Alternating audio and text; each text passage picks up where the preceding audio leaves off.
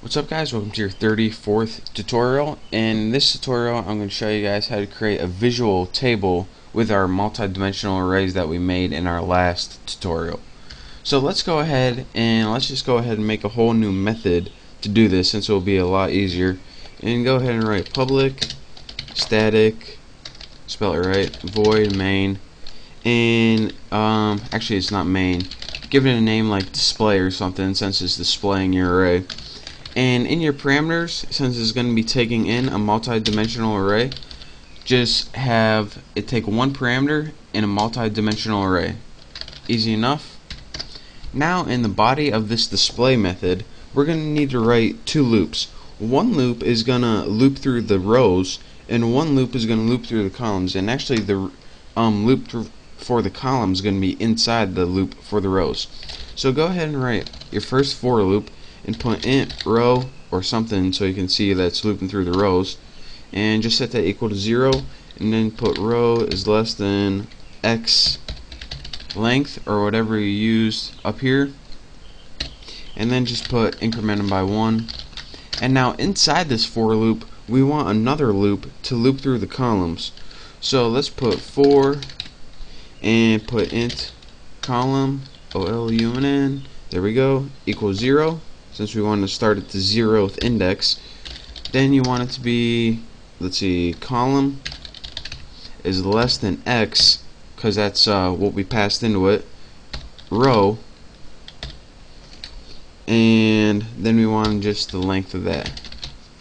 So what this would do is loop through the exact length, no more no less. That's a neat little trick.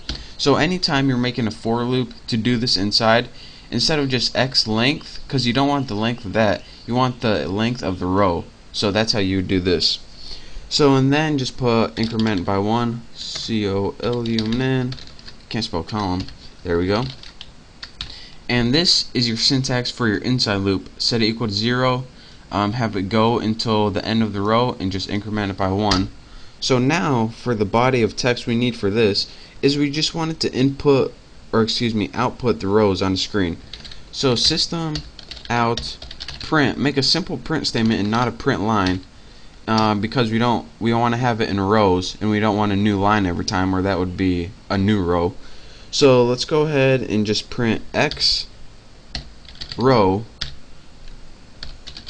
column. And what this is going to do is take the index of row, which is going to start at 0, and this is going to start at 0 every time, and this is going to print out our rows. And so let's just add a little spacer in between, a new tab, and this will just give us some space between our numbers. So now that we have another row, let's go ahead and just make a new line. So let's put system out print line. So here is the end. I forgot a semicolon right there. So here's what this method does. The first argument it takes is the row number, and the second argument it takes is the column number. It loops through it, and what this does right here is it just prints a row. And what this does is when you get to the end of the row, it's going to move down a new line, so you print a new row. If I didn't have this, it would print everything all on one row, and I don't want that, so that's why I added this. So now we have a couple arrays, and we have a method to print out those arrays. Let's make sure I got my curly brackets in right. There we go. Should be good. So now I have arrays, a method to print out those arrays. Now let's actually call that method. So all we would do, let's make a print statement so we see what's going on. Print line, and just put something like, this is the first array. And to call this, what you would do is simply put display, since this is the name of our method, and you want to pass it an array. So let's go ahead and put first array, and again, you don't need, I spell array with 3 R's, yes I did. And again, you don't need to put any number of elements, since it already knows. So next, let's just do our other one, system out print line, and then just write this is the second array, and then just display that too, not the splat, display second array. There we go.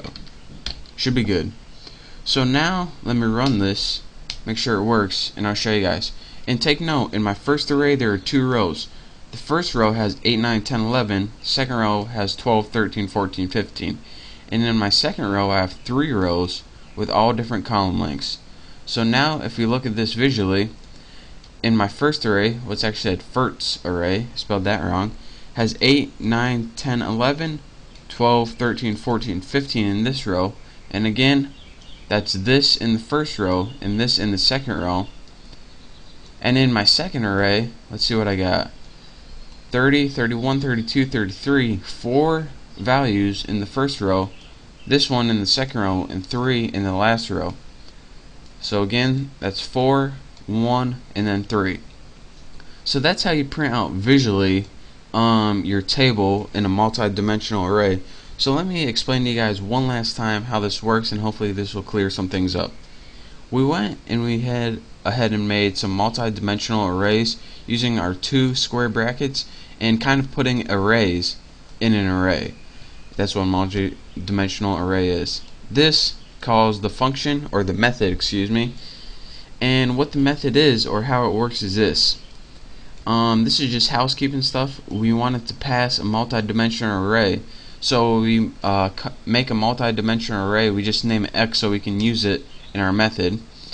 So the first thing we do, this entire thing is a for statement right here, and this just loops through the rows, or the first ones, and inside that you need to loop through the columns, or the second one. And then we went ahead and just printed it out with spaces in between, and once we got to the end of a row we just printed a whole new line. So that is how you do that. And again, what we did right here was called making a visual table using a multi-dimensional array. So again, just copy exactly as I did, and once you type it for yourself you'll understand it a lot better. But for now, that's all I got for you for this tutorial. In the next tutorial, I'll probably do something a little bit easier but just as useful. So thank you guys for watching. I hope you subscribe to my channel, and don't forget to check out my next tutorial.